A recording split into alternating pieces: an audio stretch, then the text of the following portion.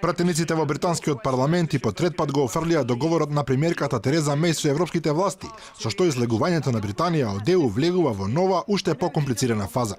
На денот кога според првичниот план официјално требаше да заврши разводот на Лондон од Брисел, пратениците со 58 гласови разлика се изјаснија дека не го прифаќаат договорот ниту делумно, иако тоа беше последната надеж на Меј. Доколку се изјаснеа позитивно на владата ќе и беше овозможено да го одложи напуштањето на ЕУ до 22 мај, односно до последниот ден пред изборите за Европскиот парламент. Но сега никој со сигурност не знае што ќе се случи. Ова е многу сериозен момент за сите нас. Се обидуваме да најдеме излез од кризата околу Брекзит со месеци наназад, но не успеавме во тоа. Големо разочарување е тоа што парламентот не избра да обезбеди мнозинство за било кој од досегашните предлози.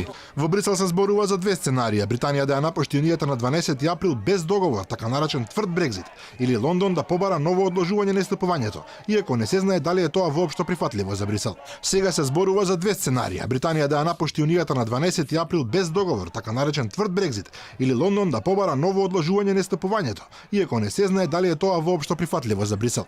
Амбасадорите на земјите членки инсистираат дека е потребно да се биде цврст кон британците во иднина, посебно за прашањата за ирската граница, за правата на европските граѓани кои живеат во Велика Британија и за финансискиот долг на Лондон кон ЕУ. Земјите членки индивидуално интензивно се подготвуваат за Брекзит без договор, но Европската комисија вчера одби да коментира што понатаму и кои варијанти би биле прифатливи или правно одржливи.